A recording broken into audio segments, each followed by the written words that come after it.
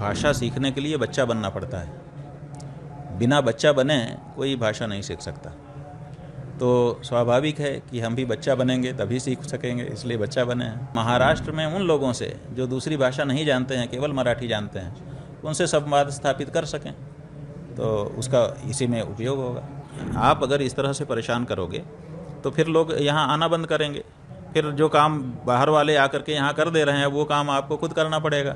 जैसे मुस्लिम देशों में हम लोग देखते हैं कि भारत के लोग जा करके वहाँ पे काम कर रहे हैं और वहाँ के लोग राजा बने घूम रहे हैं। ऐसे ही महाराष्ट्र के लोग राजा बने घूम रहे हैं। दूसरे प्रांतों के लोग आकर के परप्रांतीय यहाँ पे सब काम कर रहे हैं। रोजी रोटी तो कहीं भी मिल जाती है। लोगों ने कहाँ जावा सुमात्रा जा करके रोजी रोटी प्राप्त कर ली है, तो जिसको रोजी रोटी का ही मामला है वो यहाँ से कहीं दूसरी जगह खिसक जाएगा। उसके बाद हर काम आपको करना पड़ेगा। तो ये भी तो विचार करने की ज़रूरत है। जब महाराज जी आपको मराठी सिखाया जा रहा, तब हमने देखा आप काफ़ी इंटरेस्ट के साथ सीख रहे थे और 2 दिन में आपने काफ़ी अच्छा बोला हम लोगों से। तो आने वाले समय में अगर आप वापस से महाराष्ट्र में आते तो क्या अपना भाषण आप मराठी भाषा में देना चाहेंगे हिंदी के साथ ही? देखिए, पहली बात तो यह है कि भाषा सीखने के लिए बच्चा बनना पड़ता है। बिना बच्चा बने कोई भाषा नहीं सीख सकता। तो स्वाभाविक है कि हम भी बच्चा बनेंगे तभी सीख सकेंगे, इसलिए बच्चा बने हैं। और हम सीख क्यों रहे हैं?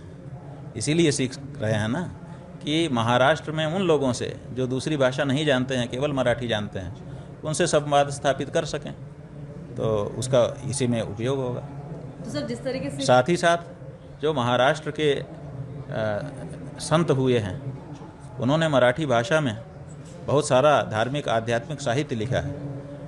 बिना अनुवाद के सीधे सीधे उसका आस्वादन करने का भी मौका हमको, अगर हम मराठी जान जाएंगे तो मिल जाएगा। तो ये भी हमारे लिए एक दूसरा लाभ होगा।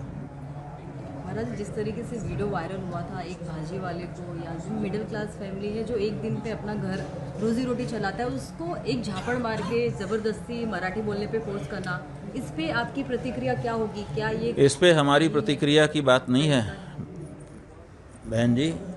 ये तो पूरे देश की प्रतिक्रिया से पता चल गया कि इस तरह का कार्य अब देश में अस्वीकार्य है। किसी ने भी स्वीकार नहीं किया। उनकी पार्टी के जो कार्यकर्ता थे उन्होंने भले बातें कही, लेकिन कोई पार्टी का बड़ा नेता भी निकल करके नहीं आया जिसने समर्थन में वक्तव्य दिया हो। आप देख लीजिए, या तो जो मुख्य नेता है उसने कहा, राज ठाकरे ने कहा, और या तो कार्यकर्ता ने कहा। जो बीच के नेता हैं वो क्यों चुप हैं?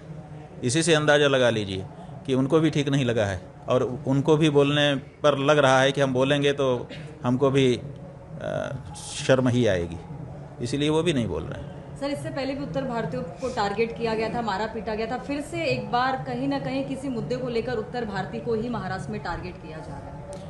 हाँ ठीक है, वो मराठी अस्मिता जगा करके मराठियों का वोट लेना है, क्योंकि उत्तर भारत के लोग यहाँ काम तो कर रहे हैं, यहाँ की प्रगति में योगदान तो कर रहे हैं, लेकिन उनमें से आधे से ज़्यादा वोटर नहीं हैं, और जो वोटर हो चुके हैं यहाँ पर रह करके अमुक पार्टी को उनका वोट मिल नहीं रहा है, ऐसा वो मान रहे हैं, इसलिए उसकी परवाह नहीं कर रहे हैं। लेकिन आप अगर इस तरह से परेशान करोगे तो फिर लोग यहाँ आना बंद करेंगे। फिर जो काम बाहर वाले आकर के यहाँ कर दे रहे हैं वो काम आपको खुद करना पड़ेगा। आज तो आप राजा बने हो। जैसे मुस्लिम देशों में हम लोग देखते हैं कि भारत के लोग जा करके वहाँ पे काम कर रहे हैं और वहाँ के लोग राजा बने घूम रहे हैं। ऐसे ही महाराष्ट्र के लोग राजा बने घूम रहे हैं। दूसरे प्रांतों के लोग आकर के परप्रांतीय यहाँ पे सब काम कर रहे हैं।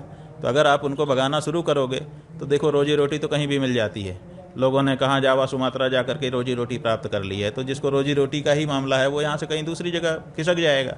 उसके बाद हर काम आपको करना पड़ेगा। तो ये भी तो विचार करने की ज़रूरत है।